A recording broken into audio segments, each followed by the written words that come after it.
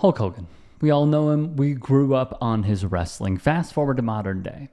It was just announced that Hogan is going to be speaking at the RNC in a lead up to Donald Trump accepting the nomination. While his wrestling prowess was apparent, we learned who he was as a person when we caught wind of a tape, an audio file of when he learned that his daughter was sleeping with a black man. Hogan is heard on the tape, which was recorded in 2006, talking about his daughter Brooke, who he accused of sleeping with an African American. I mean, I am a racist to a point.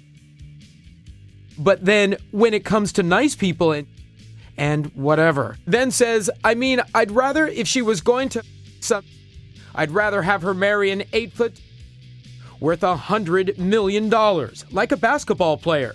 Guess we're all a little racist. He would be fired from the WWE when that tape came out. However, it would not be the first incident with him and racism. We would also learn that he used the N-word once again and called Dwayne "The Rock" Johnson Sambo. His words. Hogan, 70, previously told TMZ years back in 2015, I don't want to be in the ring with any candidates. I want to be Trump's running mate. Trump would ultimately pick Mike Pence, who on January 6th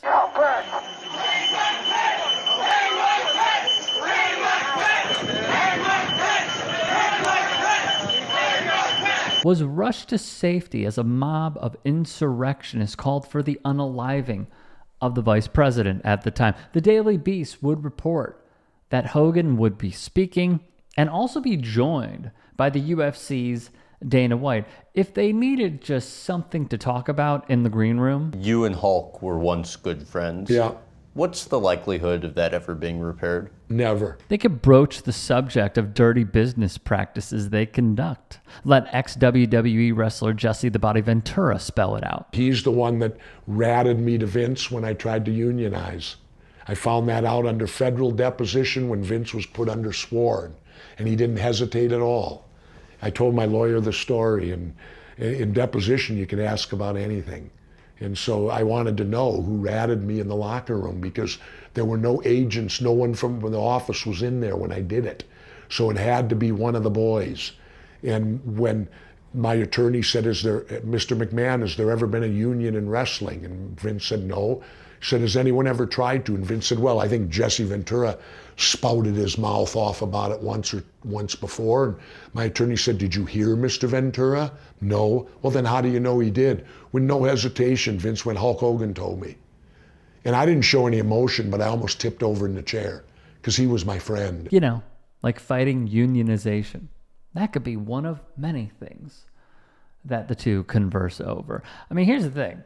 From Ventura, when Vince McMahon was under oath, he was pressed by Ventura's lawyers. And that is when the Body learned of how Vince McMahon knew of the wrestlers potentially organizing Hulk Hogan. That is who told him. Hulk Hogan. One quick note, something that came across the timeline that really made my stomach turn, was the Teamsters' Sean O'Brien snapping a photo with Dana White, a prolific union buster who believes the only way for the sport to do well is if he does well and the Fertittas do well. The man does not stick up for the little guy. He enriches himself at the expense of said little guy. An important note to this, we learned of the Hogan tapes where he used the N-word because of a filed lawsuit years back by the wrestler, because the website, the now defunct Gawker, published his sex tape. His defense was bankrolled by a name you probably heard in the last few weeks, maybe even years, billionaire Peter Thiel. He also had beef with Gawker. As per the reports, the site outed Thiel as being a gay man. Thiel, who was 56 years old, was an early investor in Facebook, made his money through PayPal, will become a major player at huge companies. Tesla, YouTube, Yelp, LinkedIn. That's per the New York Times. Roy D. Simon, a professor emeritus of legal ethics at Hofstra University School of Law, would tell the New York Times there was a risk when the suit was funded by a single person with a potential agenda. I am troubled by Thiel, he would say. I guess that one guy is much more likely to have an agenda driven by revenge or personal dislike or wanting to prove a point. Thiel would deny that this was retaliatory. The jury would order Gawker to pay $140 million in damages. They would file for bankruptcy, of course. It was a damaging case, but also showed, much like politics, potentially our judicial systems could be under attack by big money and a potential paradigm being shifted because of the dollars. So let's just also be clear about this. Not only did Peter Thiel employ the vice president for the Republican Party, J.D. Vance, early on in his career, he, along with Elon Musk and tons of tech and crypto executives, propelled Vance's political run to the Senate and ultimately the VP spot. Thiel would give $15 million to Vance's Senate run. It was a monstrous figure. That wasn't until we learned just a few days ago that Elon Musk is giving over $30 million a month to Donald Trump and their super PACs. Billionaire David Sachs, who also gave to Vance, has donated to Trump's campaign for 2024. He would put out this tweet gloating of the company that they keep in the billionaire class and how they can simply, in my view, just get away with it, buying off our politicians.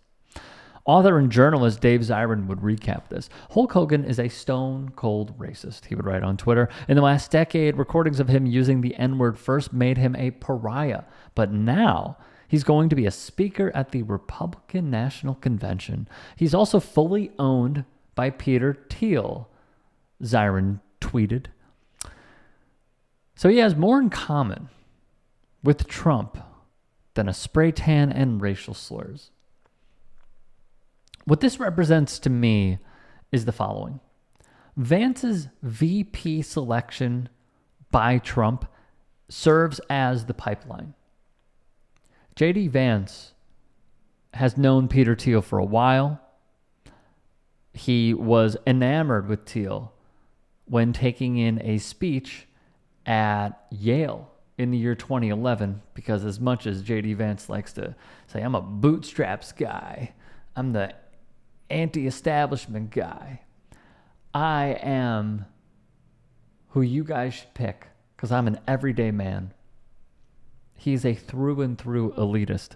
Vance, Trump, and Thiel share many things in common. One of the most dangerous is that they don't believe in democracy.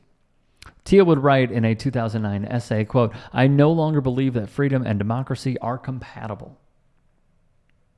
Via Mother Jones, Vance, Trump, and Hogan are vehicles of ideological ambitions, and when you invest early, like Thiel did with Vance, you can receive unthinkable rewards. So when you are taking all of this in, however you may, it could be the Turks' stream, could be any others, doesn't matter. When you're taking this in, understand who the speakers are and who the major players are behind them that are bankrolling the movement. If you can and are willing, please become a paid member here at TYT Sports. And or go to tyt.com/join. In addition, you can follow me on Twitter, Instagram, and TikTok. Appreciate it. Have a great day.